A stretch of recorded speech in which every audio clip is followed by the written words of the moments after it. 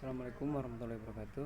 Perkenalkan, nama saya Asrul Saputra dengan NIM 18720500105. Di sini saya akan membuat video pembelajaran untuk mata kuliah UMKM Koperasi guna untuk memenuhi proyek UTS yang bertema organisasi, koperasi, dan ekonomi.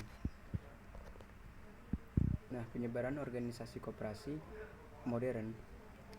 Koperasi modern didirikan pada akhir abad ke-18, terutama sebagai jawaban atas masalah-masalah sosial yang timbul selama tahap awal revolusi industri.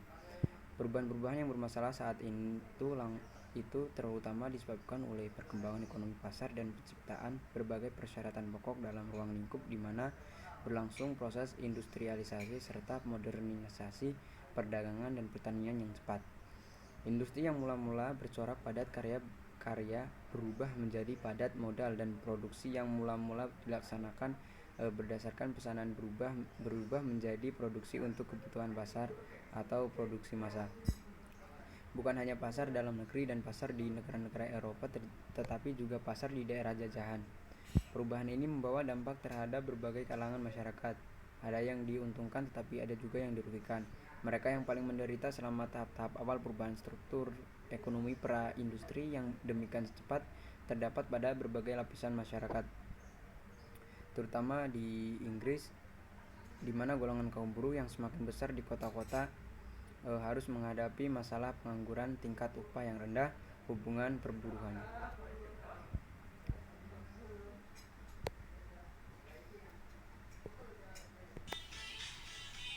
Nah, untuk selanjutnya itu pelopor-pelopor organisasi dari Rockefeller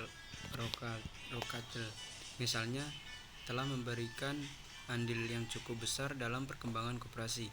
Aturan-aturan yang mulanya disusun hanya sekedar petunjuk tentang bagaimana seharusnya pokok koperasi konsumen yang baik diorganisasi dan dijalankan oleh para anggotanya sendiri, kemudian menjadi prinsip-prinsip koperasi Rockefeller yang dijadikan besar kegiatan oleh berbagai koperasi dunia. Nah, prinsip-prinsip tersebut adalah A. Keanggotaan yang bersifat terbuka atau open membership and voluntary. Yang B. Pengawasan secara demokratis atau democratic control. C. Bunga yang terbatas atas modal atau limited interest of capital. Yang D. Pembagian SHU yang sesuai dengan jasa anggota atau proportional distribution of surplus. E. Penjualan dilakukan sesuai dengan harga pasar yang berlaku secara tunai atau trading in cash.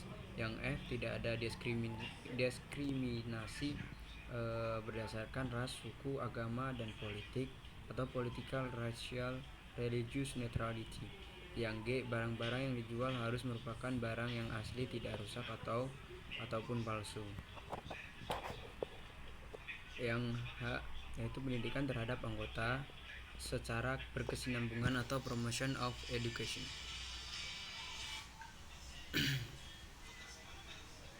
Ruang lingkup koperasi. Ekonomi koperasi membahas tentang peranan ilmu ekonomi dalam mengembangkan koperasi. Ilmu ekonomi yang dimaksud terutama dalam ekonomi mikro, karena koperasi dipandang sebagai unit usaha yang mempunyai tujuan ekonomi. Hanya saja ada perbedaan tujuan ekonomi koperasi dengan unit usaha yang bukan koperasi. Umumnya unit usaha bukan koperasi bertujuan mencari keuntungan maksimal, sedangkan koperasi selain bertujuan mencari keuntungan juga melakukan pelayanan kepada anggotanya. Pembahasan mikroekonomi koperasi dimulai dengan pengenalan koperasi dalam sistem pasar.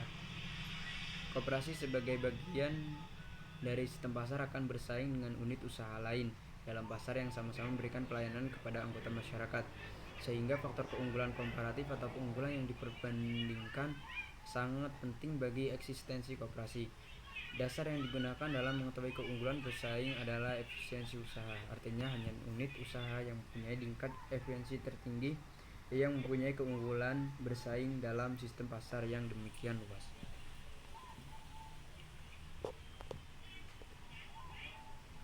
Demikian presentasi saya kali ini.